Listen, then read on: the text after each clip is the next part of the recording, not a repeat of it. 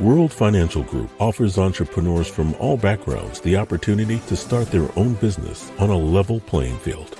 Dr. Yana Woodhouse, receiving the WCM Wall Street Pioneer Award by the United Black Wall Street of America, Inc., is one of those entrepreneurs. I see WFG and TFA as a place where African Americans with an entrepreneurial mindset can flourish. And the bonus, we help families and serve the communities across the country.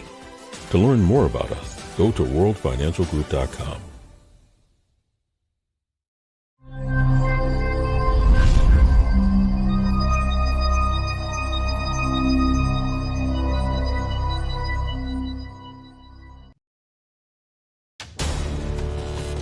We are the sons and daughters of the soul. We are resilient and forever forward-thinking. We ask for nothing else than the opportunity to live and to create the lives that we were meant to live. We want nothing but an equal chance at options and possibilities.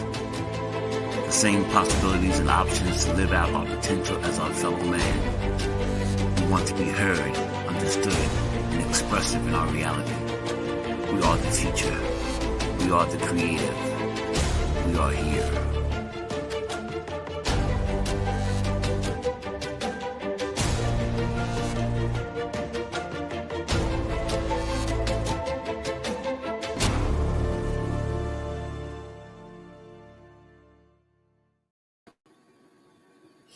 Live from Soul City. Good morning, community.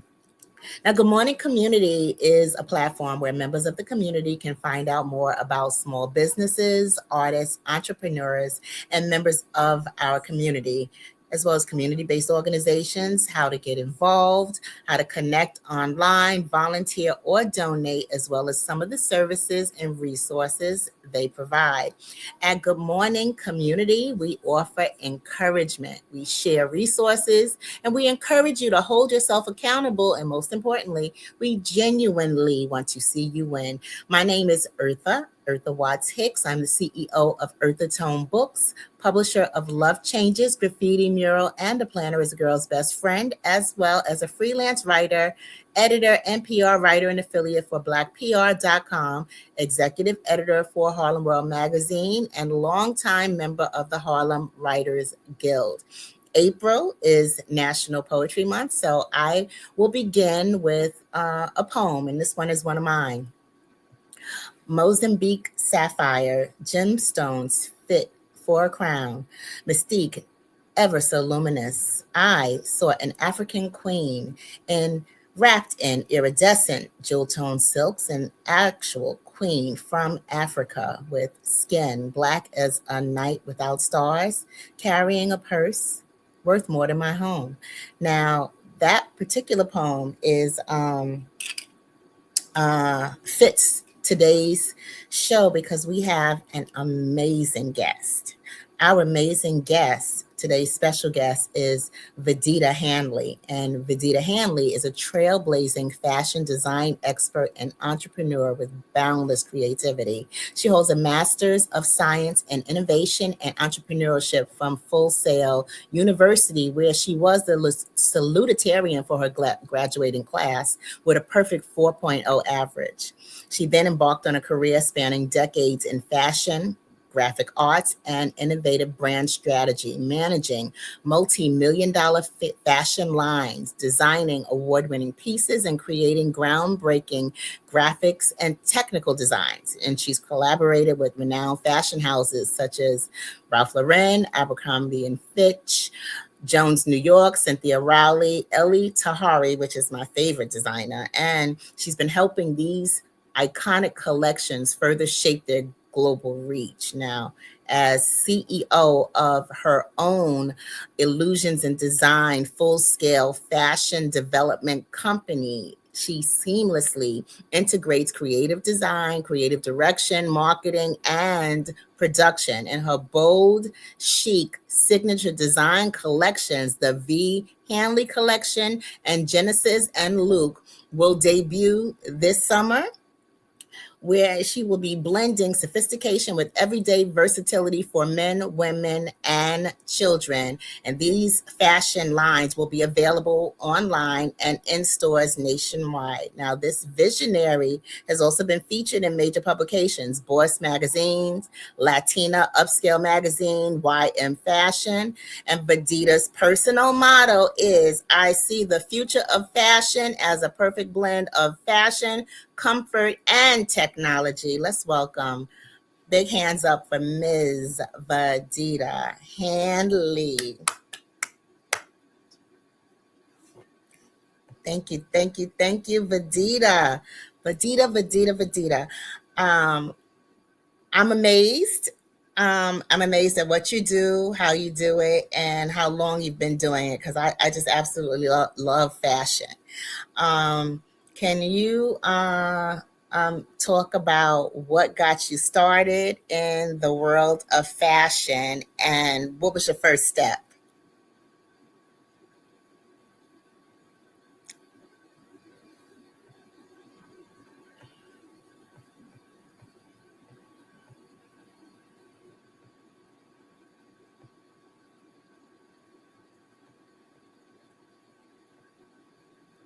Okay, Vedeta, I'm going to need to pause just a bit because I'm having a little technical difficulty because I can't hear you. Yeah, so we're having a little bit of a technical difficulty. To our audience that's watching, please have patience with us for a moment while we just square this away.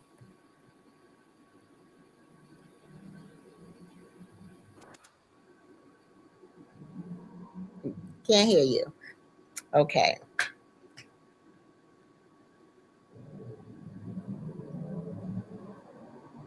Okay, so if I can't hear you, I'm not sure if the audience can hear you. No, I still can't hear you. And your mic is live on your end. Okay, so Vedeta, I'm going to ask you to come out and go back in, and we're going to try this again. Okay.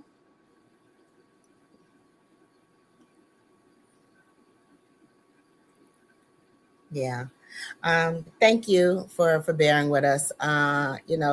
With technology being as unpredictable as it is, from time to time we'll experience some technical difficulty, and that's just life. And yeah, so we're gonna get this underway, and in the meantime, I would like to send a special shout out, Vedeta. Vedeta.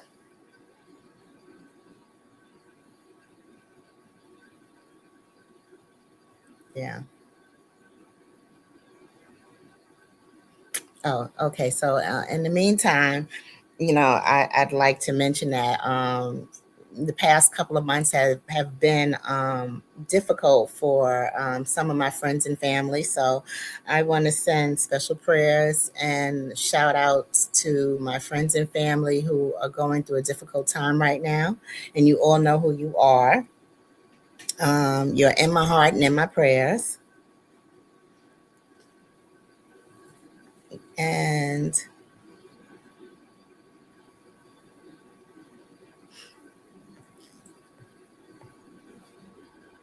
Can you hear me now? yes,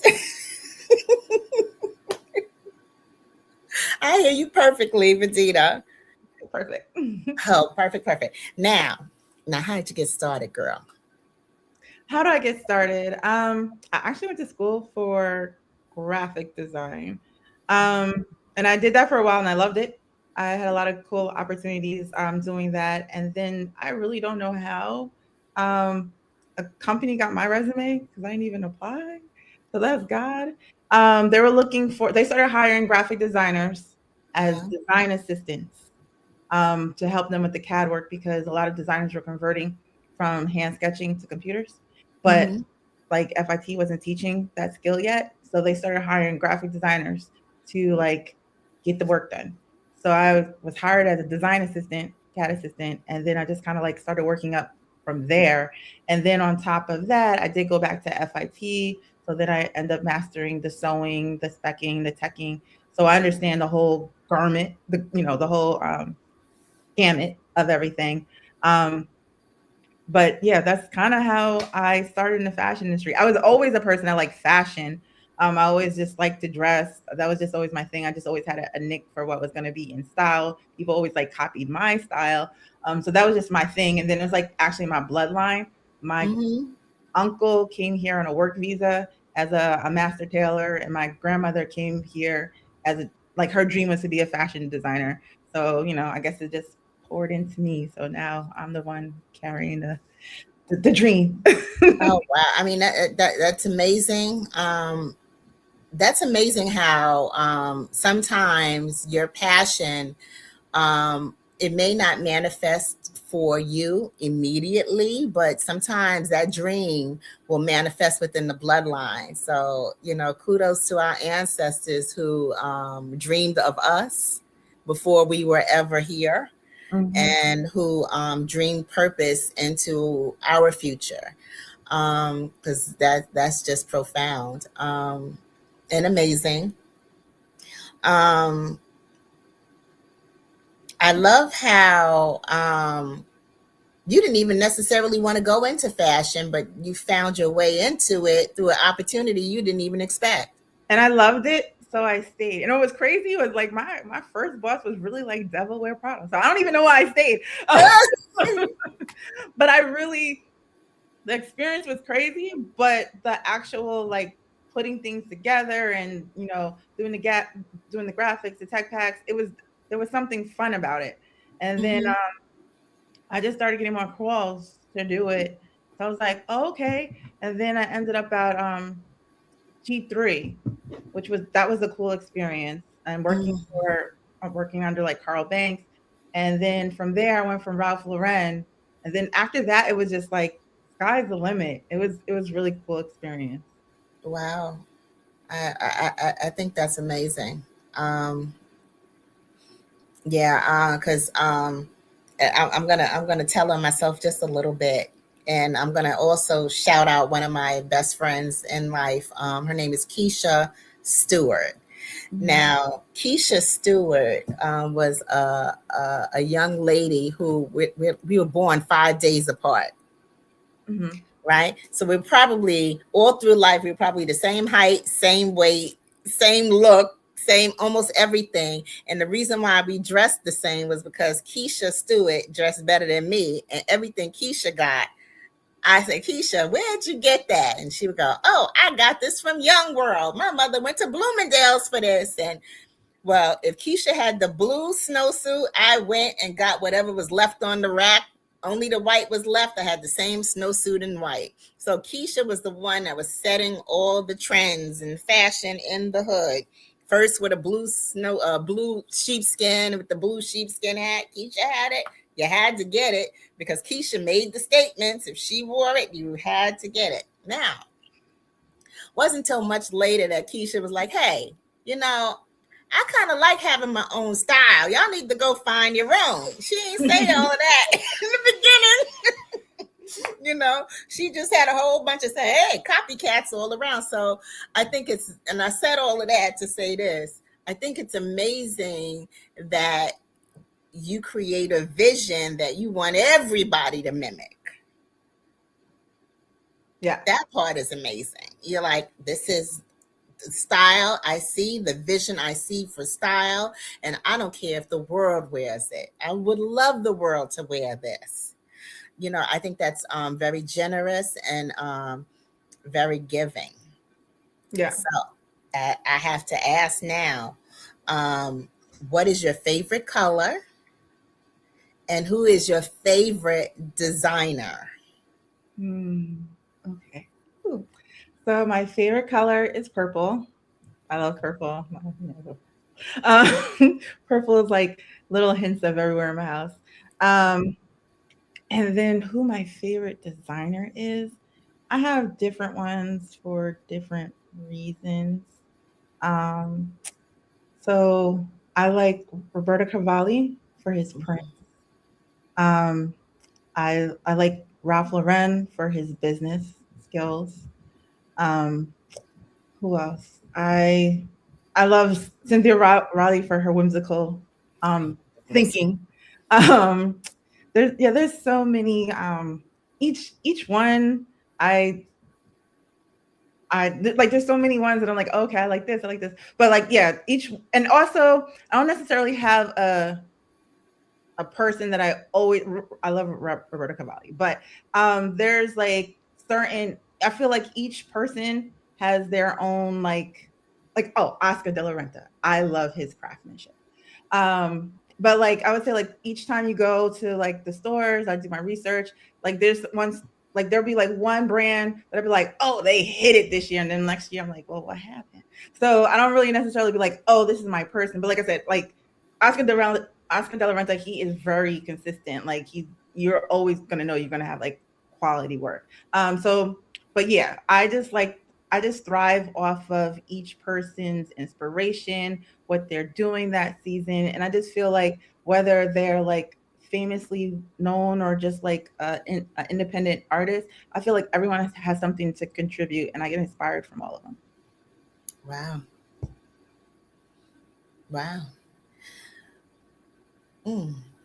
So, my personal favorite designer over the years and throughout the years, there was a few of them, but Ellie Tahari was at the top of the list for me.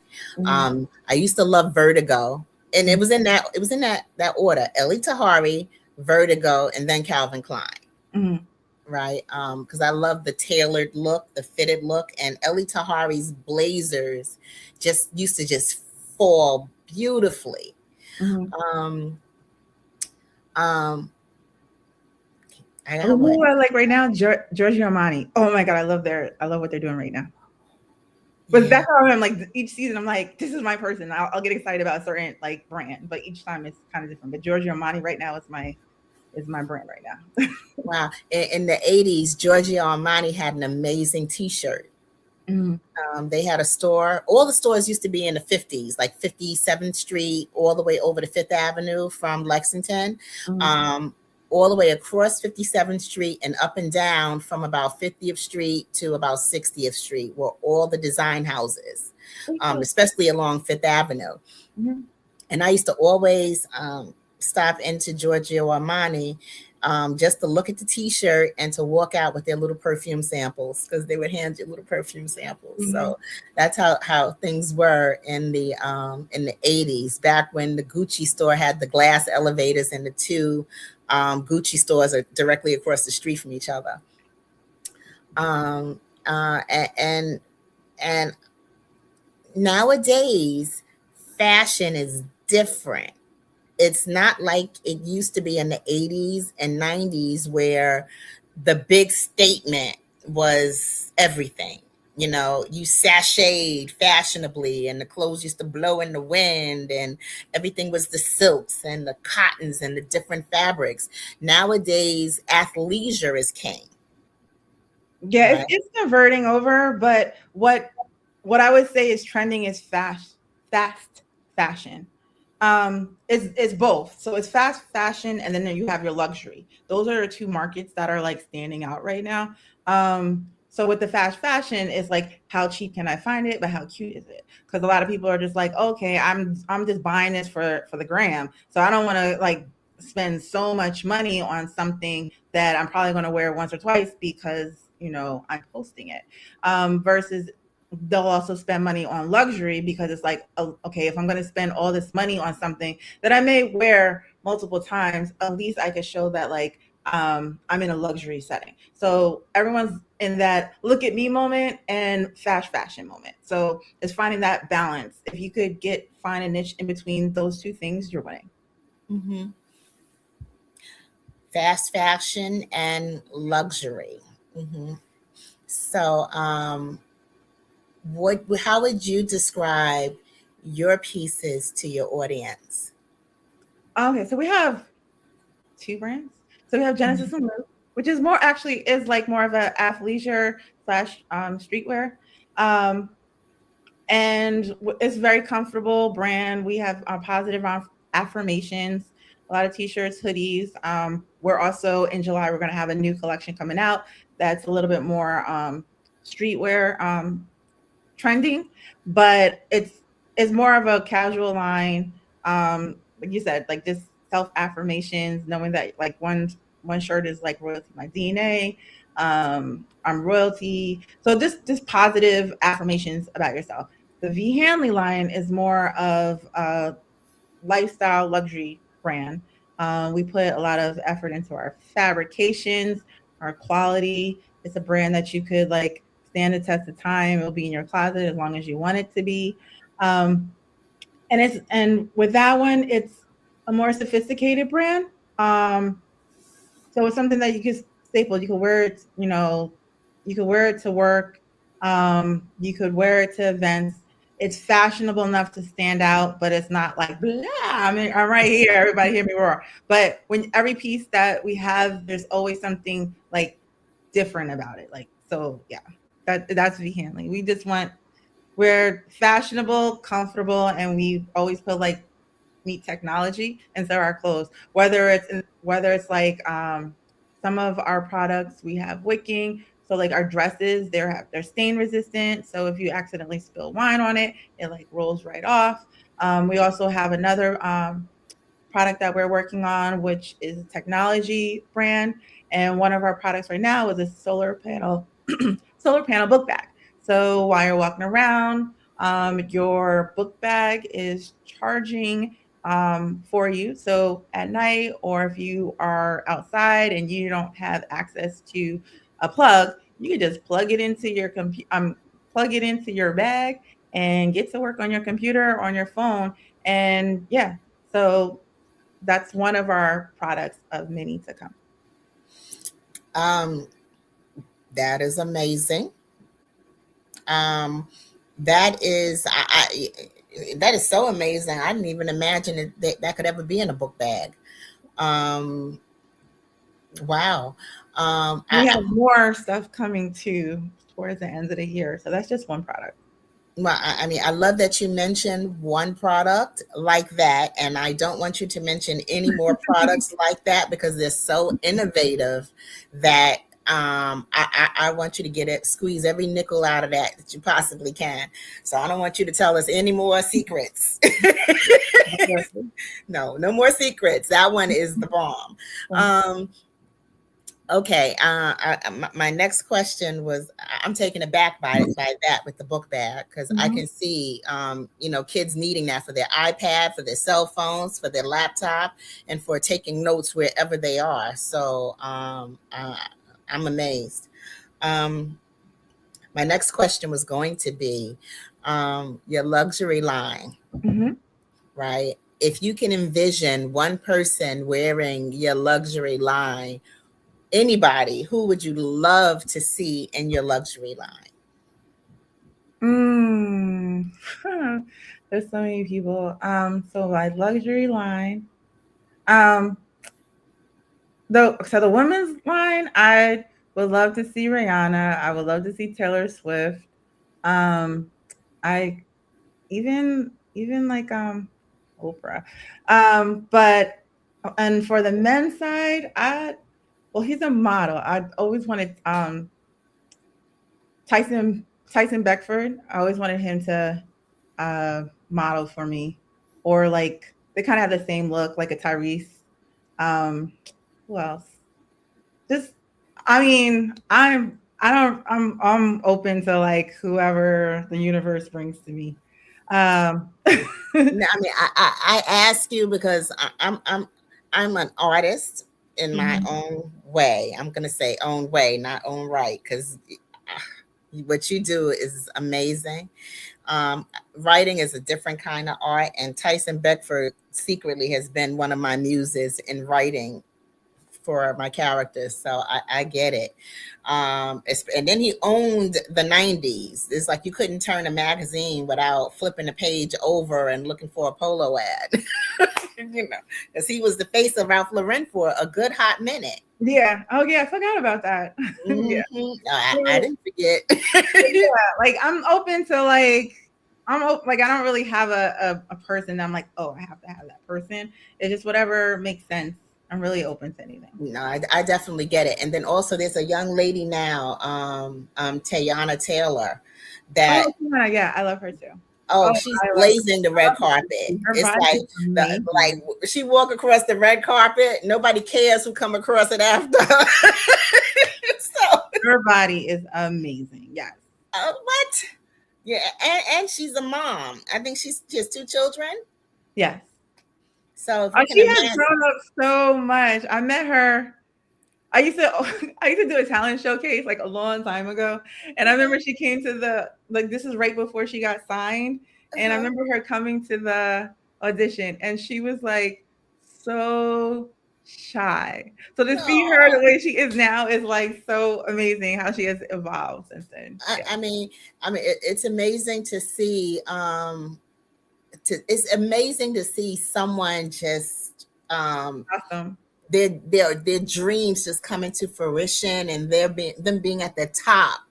You And she know, stuck to it too. yeah, It's been a long especially when journey it's for her. somebody that comes from where you come from, grew up where you grew up, and had some of the same experiences here in New York. So to see her just living her best life and just hey everybody, I'm here, I'm Harlem, and guess what?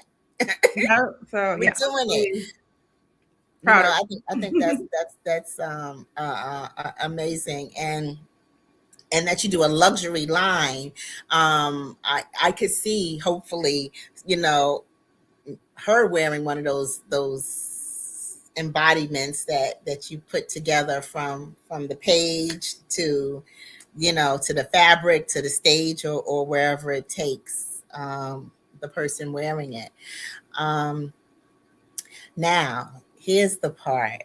I think it's amazing that you also inspire young people to learn what you do, and you train young people to do what you do. Can you share a little bit about that? Sure. I actually tutor people. I have my own tutoring program. Every single I'm 5 point stars. Every person that I have tutored actually has accomplished their goal. So if they were like, "Hey, I want to do this because I'm trying to get this job, or I'm trying to get into this school, or I just want to be into the fashion industry," um, every single person that I have trained has met their goal. So that to me is amazing. Also, there's this program that I started with the youth. One of the branches that I worked with was at the Lenox Hospital in the Bronx with at risk children. The program was called Guns Down, Life Up. And basically, they took these kids that are at risk, give them after school program, things to do so they're not in the streets, getting into trouble. So they find other things for them to do. One of those projects was my project, which was a fashion business boot camp. So I taught them the roles of um, fashion and how to. So they learn how to sketch. They learn how to do colors, how to make a board, how to do tech packs, um, explaining to them how to interact with the factory. They also worked with their team where they made t-shirts and hoodies. We actually had an opportunity for them to showcase their hoodies and t-shirts at Magic in New York, which is a huge, like one of the biggest trade shows. So they were able to showcase their stuff there and actually attend the show, which is actually a big deal because like it's hard to like get into that show, and for teenagers to actually say, "Hey, I actually showcase my stuff at Magic Convention," was is a big deal. Um, and yeah, so I love doing that. Also, part of the program was I implemented positive affirmations and positive people. So each class, I introduced like a positive person and how to like overcome things. Like for instance, I brought up Muhammad Ali. Yeah, he has nothing to do with fashion, but in his mindset, he believed that he could do anything he put his mind to. Right? Mm-hmm, And mm-hmm. he was the best fighter in the world. One, he put the work in. Two, he believed it. So Yeah. by telling stories like that, not only I'm showing you the skills, I'm also implementing the the mindset you're going to need to overcome not just the fashion industry, but any business, because they're going to have obstacles, you're going to have challenges, and sometimes you're going to be sitting in a room by yourself, and there's going to be no one there to cheer you on, and you're going to have to find motivation somewhere to pull yourself out of it. So I was giving, they may not have got it at that moment, but later on, something will be like, wait, you know what? Muhammad Ali could do it. I could do this. Oh, if this person can do it, I could do it. So that's pretty much. Like another one was Elizabeth Kegel, and another person was Shirley Chisholm. So I just different people that were that just changed the game. Like for instance, with Shirley Chisholm, her thing is if no one's bringing you to the table, bring your own chair. And then my thing is a step further. If they don't want you at the table, build your own table. So, Right. So I just kind of give them different points of views. That it's not just one way. There's always other ways to, like Dapper Dan. You know what I mean? He made his own path. Off of knockoffs, and then now he's running it. Right? He was the knockoff king, and now he is running what he used to knock off, Louis Vuitton. So because as knockoff king, he was better than the companies he was knocking off. They started knocking him off. Exactly. Yeah. Yeah. Basically, giving them those skills as well as the. So I see a little bit of Harlem history there. Yes. Dapper Dan, he's amazing. Mm-hmm. Yeah. No, he's definitely amazing. I read his book. He really digs into how he did certain things and where he sourced the information and the tailors and even how he set up his design studio. So he really gave away what I call trade secrets, which I don't advise you to do. I don't advise you to give away trade secrets. Not yet. Make your millions first, then give away trade secrets. Wow. But his book is amazing simply because he was transparent about that. Yeah.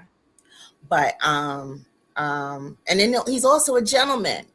Mm-hmm. So if you ran into Dapper Dan in Harlem and introduced yourself and asked him a question, if he had time that day, he'd have a conversation with you. He's that type of gentleman. So that's valuable because a lot of the fashion, some of the fashion people are just like, oh, I'm just so amazing. I don't have time for you. So the fact that he's very down to earth is good. I appreciate everyone who's down to earth, which is how I met Matt and also how I met Sherwin and probably how you met Sherwin. Sherwin is awesome.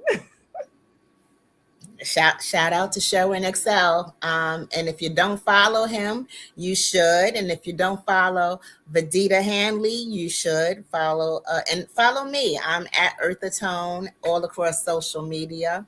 Follow all of us. Take a moment. Follow all of us on social media. And definitely, if you are watching Soul City, live from Soul City, good morning community, please subscribe. That's important.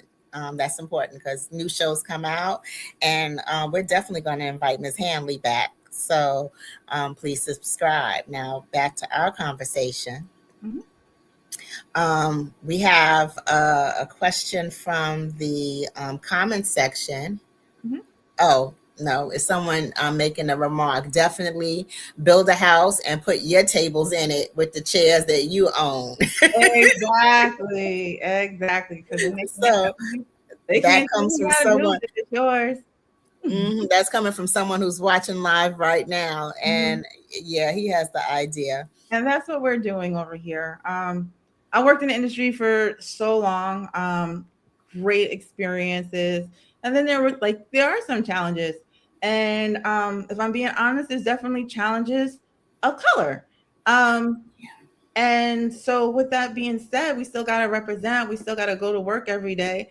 And So that's the reason why I kind of was like, no, this is the time. I have the skills, I have the experience. I went back to school, got my master's, because I'm definitely an advocate of talent, right? You need talent to be in this industry. But Right, right. the reality is, like, even with a singer or artist, talent will only get you so far. You have to understand the business. So and then, like, when I started doing my research, it's like, oh, you gotta, I am talented. I got the talent. I'm not worried about that. I've been doing this for so long. You know, I could do this with my hands, tied behind my back, eyes closed, easy. But learning the skills of the business is a whole nother situation. And before you had mentioned, designing and, because I like it and, I hope y'all like it too. And if you don't like it, that's your problem. So Mhm. there is a level to that. Well, how I was taught was because I was raised in commercial, you know, design. So I'm trained to sell. I'm trained to be different, but I'm also trained to sell. So there's kind of like a balance. So it's like I may really like this, but what is the probability that a lot of other people are going to like this product as well? So it's trying to find the balance of that's why I like the high end line, because with the high end line, I can do what I want. And if you like it, you like it. If you don't, you don't. Right. There you But when it go. comes to the ready wear line is finding that balance of, okay, I got to be different to stand out and have my signature on it, but at the same time this still is a business and I have to make money off of it. So finding that balance. And I mean, really good at trends, so that I haven't really found that like too challenging, but knowing that you have to find that balance and understanding that. I think that's amazing. Honestly, I think everything you're saying is amazing because, for one, it was not easy for Black people to break into these industries in the 80s, and not really that easy to break in the 90s, you know. The fact that your path was ushered in the way that it was ushered in is inspiring, and not just in fashion, To sit at not the just in table, fashion. right? And you know what? And to sit at the table, Mhm. because how I got in here was because I had a skill that no one of those other designers had. And I just had, like I said, I just had natural talent for fashion, right? That was just in me. And then I had a skill that no one else had at that time. And that's how I flourished, because it's like I already had the natural talent and I had a skill that no one else had. So it was like I was just at one point I actually ended up with my own very successful what do you call it, consulting company, because company was like, hey, I want you to design for me. I want you to design for me. And I didn't want to say no. So after a while, I just started saying yes to everyone and just started designing for everybody. And then I just started hiring a team under me, and then like having them to do the work. And then they're like, no, but we want your aesthetic. So then I had to do it in a way where I started the project, I ended the project, but then I would also have my team in the middle doing it. So I always had the final touch to it. Um, Mhm. but that was how we were able to just get things out the door. And that was an amazing time. And I think you struck gold right there. You struck gold, you struck oil, and you hit the nail right on the head. You had a skill that nobody else had at the time, and that's what opened all the doors for you. I never I've heard that before, but I never heard anybody pinpoint it quite that way. um that shows, like, a lot of us who, young and old, who have a desire to do something, a desire to enter an industry, a desire to do something innovative, that we have to still prepare ourselves. We have to still improve. We have to learn our craft. We have to set ourselves apart in what we are doing and have a skill that nobody else has. I think a lot of young people nowadays tend to give everything away, Mm. hoping to find themselves in these unique spaces simply by sharing everything all the way, all the time, all at once, giving everybody everything for free, everywhere, everywhere, everywhere. And, that's helpful, but is it beneficial to do it that way, or to do it in a structured, systematic way that you can leverage your knowledge in a way that, one, provides for you, and two, offers what you offer in a grander scale, and you get the credit for it because you developed it. Mhm. That's the part that shouldn't get lost. If you are the inventor, you should receive credit for your invention. You shouldn't just give it away because it's great. You should get credit for the innovation, credit for the design, credit for the impact. Yeah. And that part shouldn't be lost. I think that is a lesson that our generation needs to pass on to the younger generation, as in, be great, be innovative, but also ensure that you get credit for your work. Once again, that goes back to like knowing the business, knowing how to negotiate. Um, like if I remember when I was like doing as a graphic designer, I was like, I remember I designed for the company that I worked for, I designed their logo, and I was work for hire. So it is what it is. Like I did design the line, and that's my whole career has mostly been work for hire. So I'm used to that. You pay me. This is what we agreed to. Now you own the product. To me, I'm a creative, so it's no big deal to me because it's just like I just dish them out. So it's like just another thing. But in general, when it comes to like branding and knowing your brand itself, you do need to understand contracts and like in some cases how valuable it is to you. Meaning like for instance, like with Nike, if the person had negotiated a certain way, they could have had a piece of Nike. But then it's like when do you value, when do you decide as an artist, is this worth me, is it worth more of my time or worth more of my money? Because like people will come to us and be like, I'll give you part of my company if you just do this for me, and I'm just like, I don't really want your company, just pay me and like keep it moving. So it's like in some cases, like, is this actually worth me doing the work for you and having a position, because you may blow up later, but then at the same time you don't want to keep doing that because then you're still going to be a broke artist, because 1 out of 7 companies actually succeed. So you would have to making sure that you're hitting that company that's going to be that next Nike. Other than that, if you're not going to be that next Nike, you got to pay me my money. So it's really finding that balance. Like for instance, when it comes to like Michael Jordan, his mom used their leverage, his brand, and because of that, he's like almost a billionaire, if he's not a billionaire yet. Yeah. And I'm gonna say this. Black people are so talented and have so much ingenuity. Part of the reason for that is because we didn't have access to the best of the best all the time. Mm-hmm. So we had to manage with crude tools just to do the same thing. So to do what we do with cruel tools and then have the playing field leveled, it's like, whoa, we could dance circles around.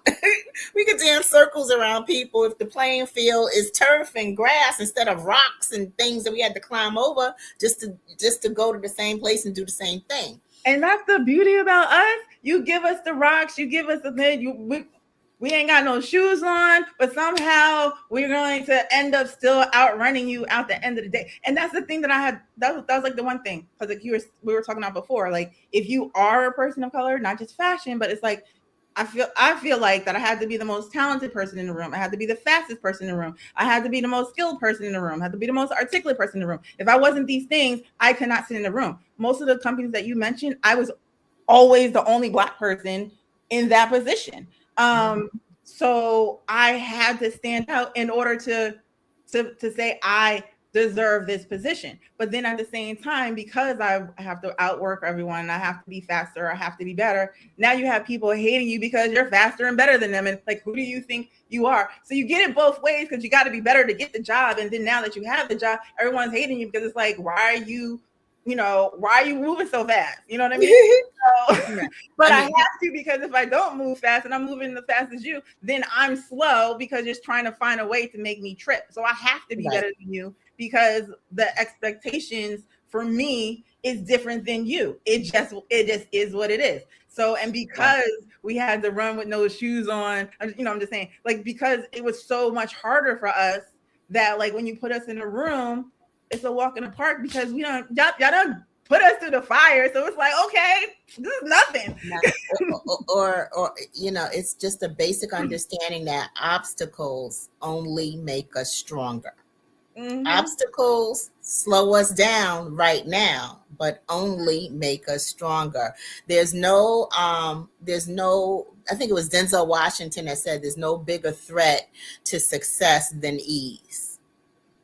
So if you give someone everything to make their path easier, then that's a hindrance to success.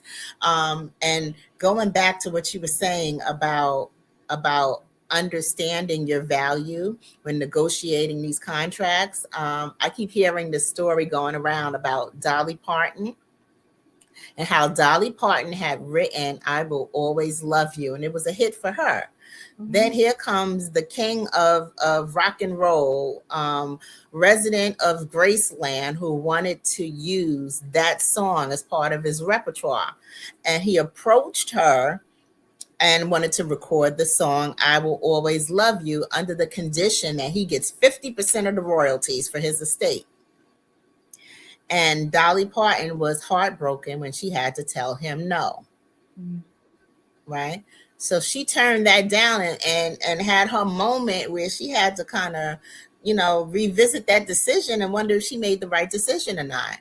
But ultimately, who would have thought that someone would come along by the name of Whitney Houston, who would record "I Will Always Love You" by actually by request from Kevin Costner when selecting a song from the Bodyguard soundtrack. Mm-hmm. And "I Will Always Love You" will become one of the best-selling songs in history, and it is fully credited to Dolly Parton.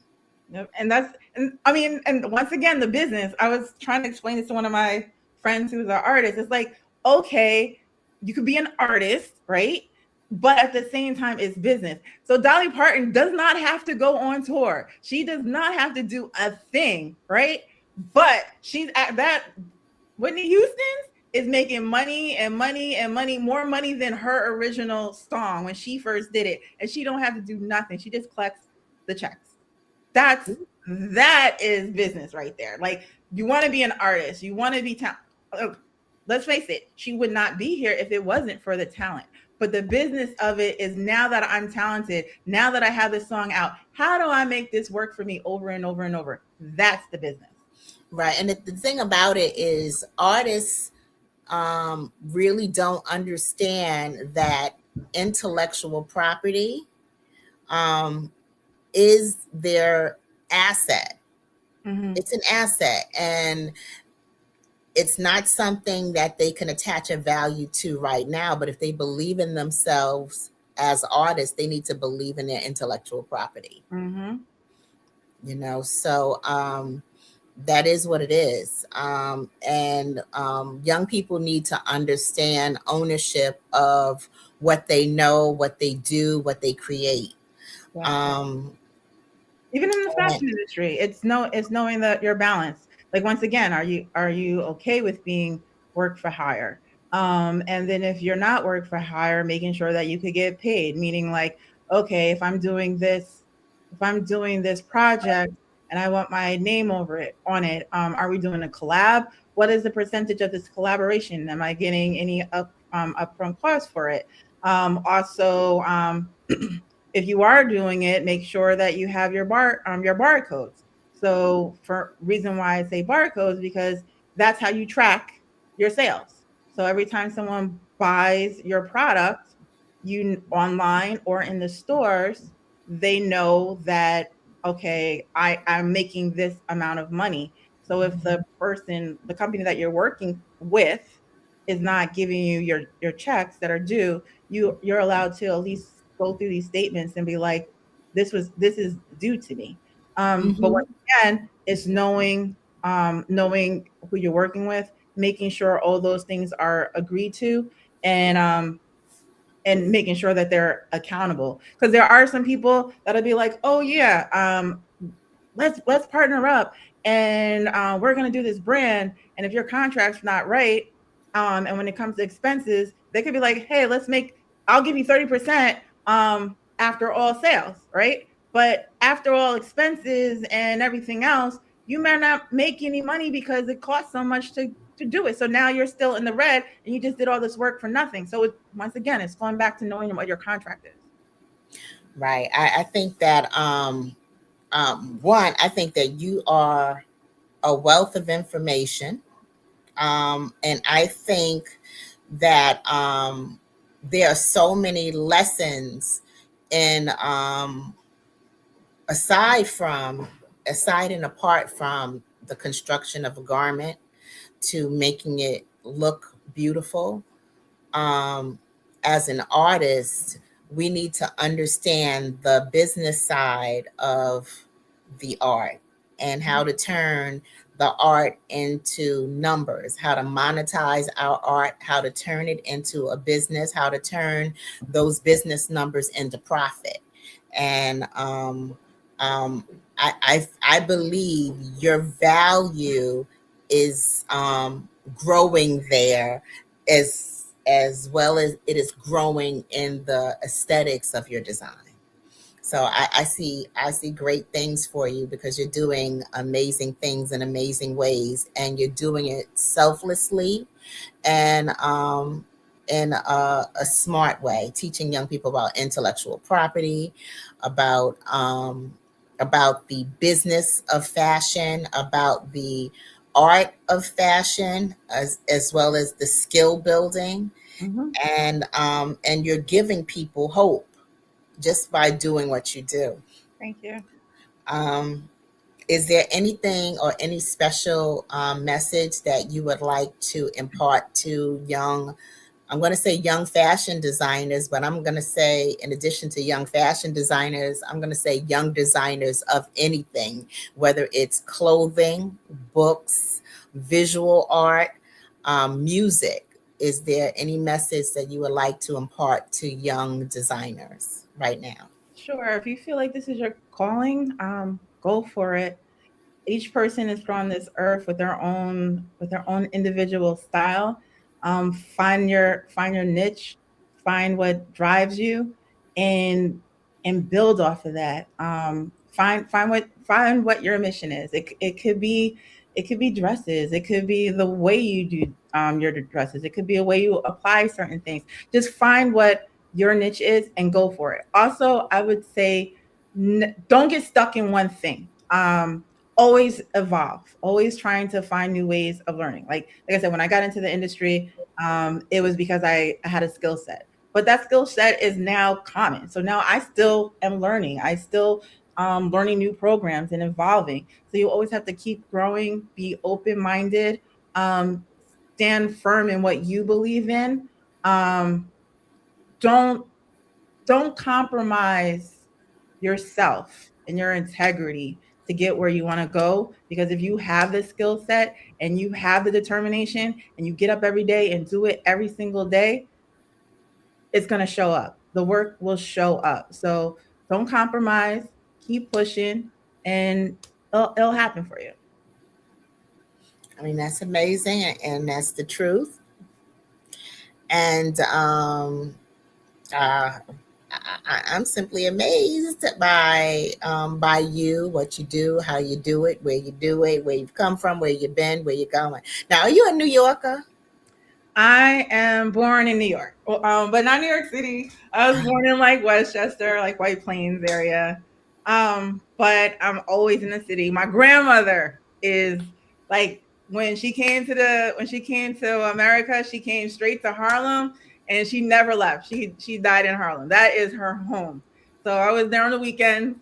So that's probably why I love Harlem style actually. Me too. Um, Me too. so like that's the one thing I can say. Like I always loved the way, people in Harlem dress.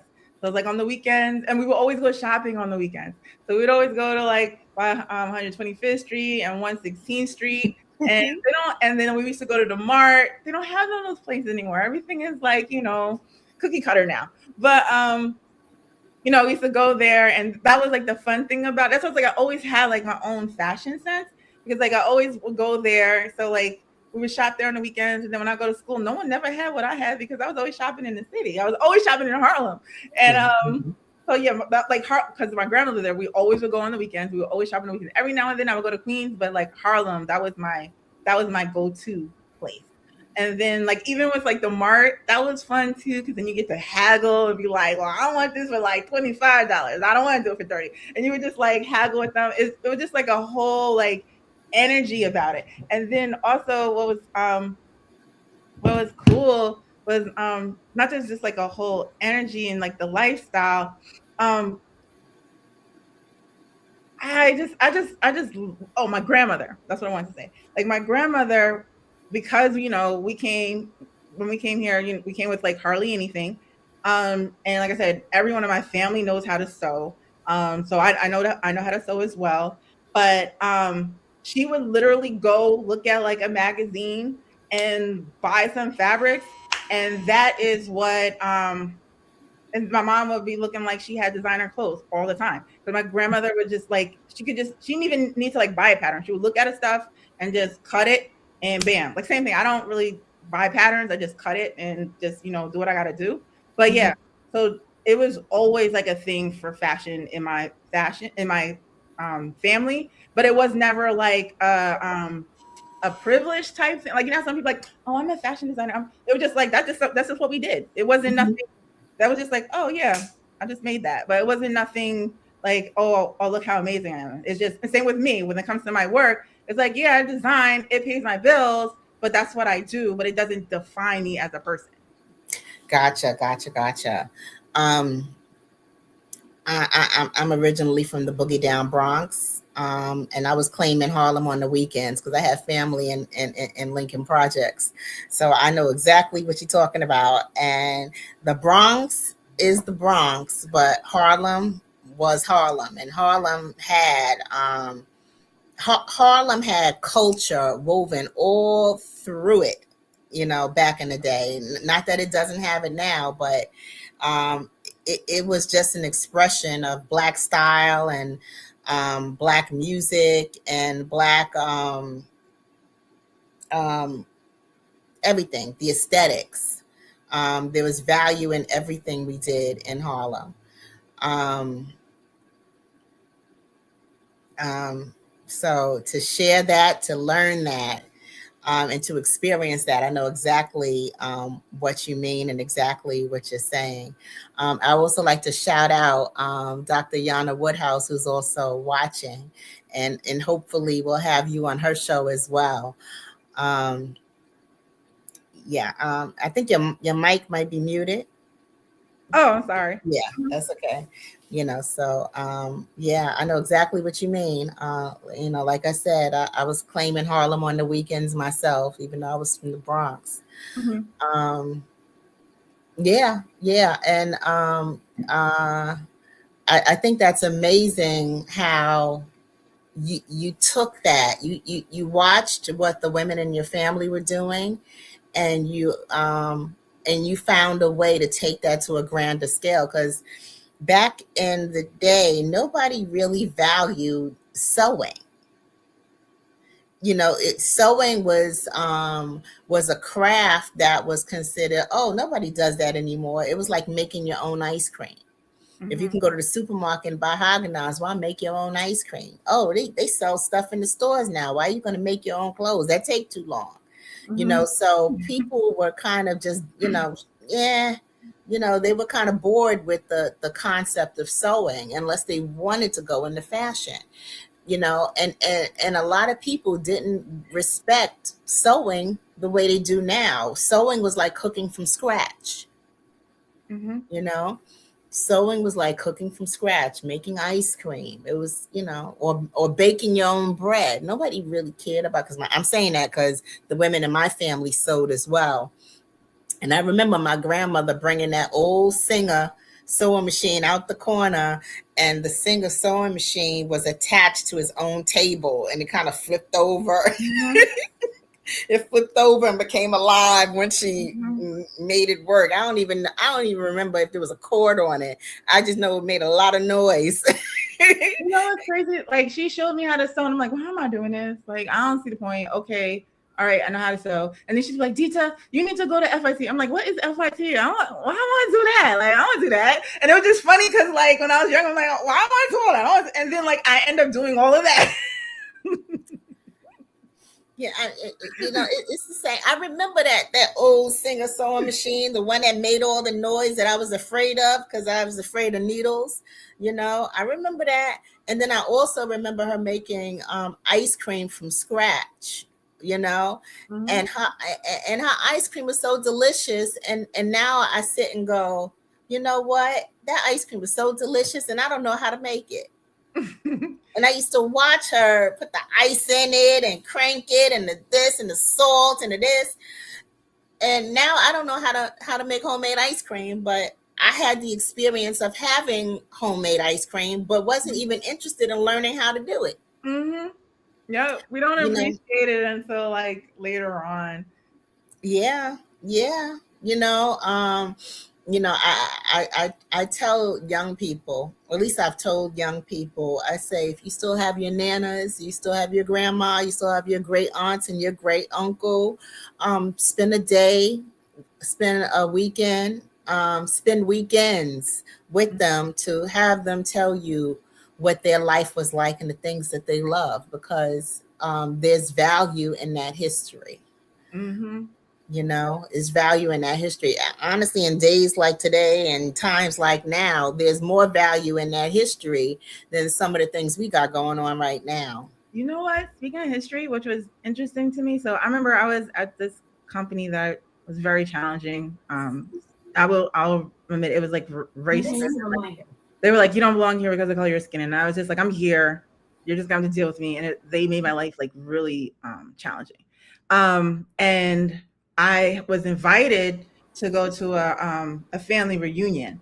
And at that point, like I said, I'm good at what I do, so I could do it with my eyes closed. So it's just like, sometimes it's just like you feel like you're on a treadmill because it's like a 9-to-5 job.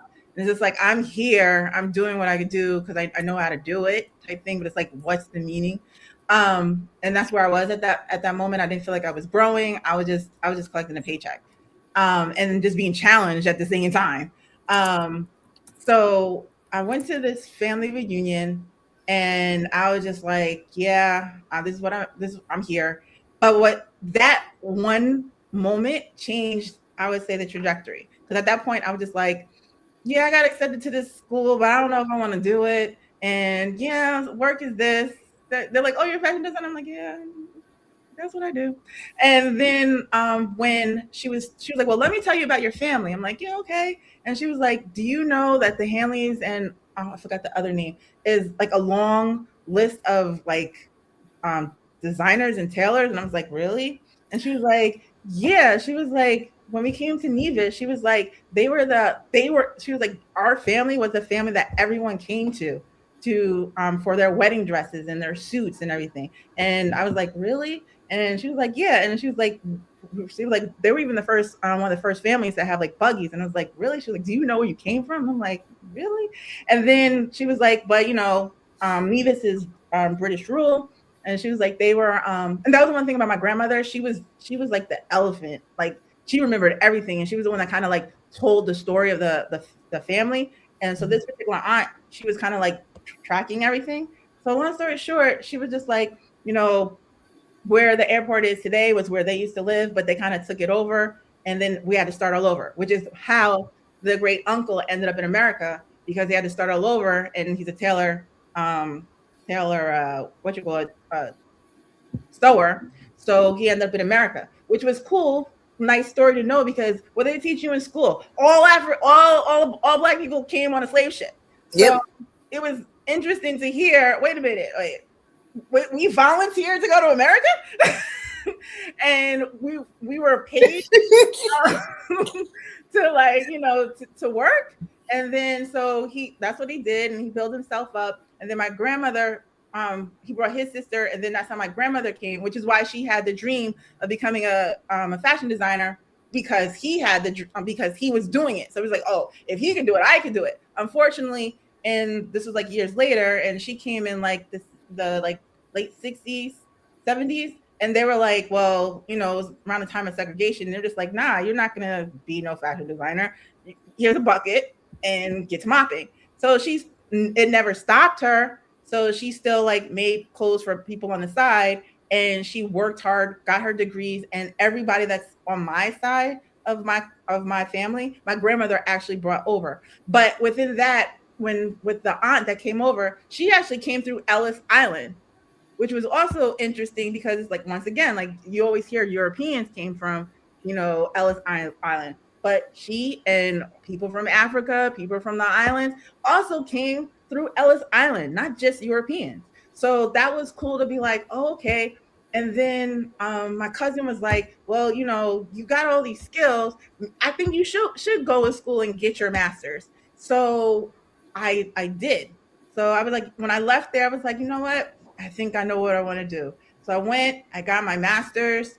In the first class, it was like a boot camp. And I think that was like therapy, honestly.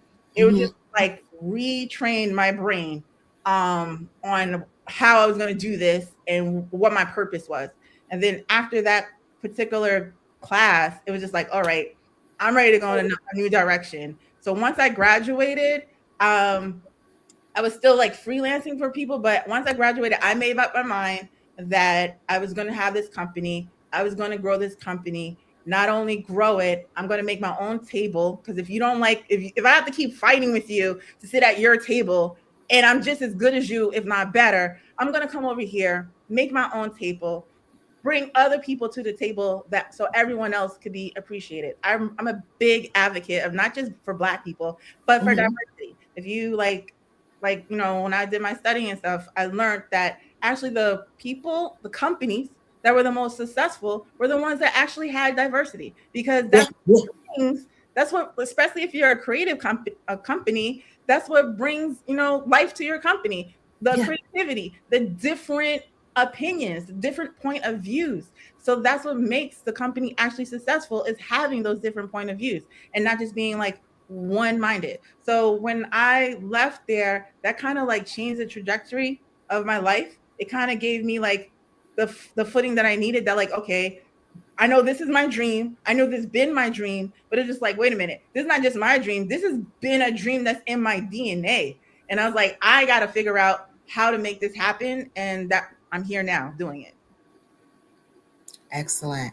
And let me tell you my spin on the get invited to the tables analogy. They say if there's not a place for you at the table, you need a place at the table. And I think Shirley Chisholm said, well, if there's no place for you at the table, bring a folding chair, right?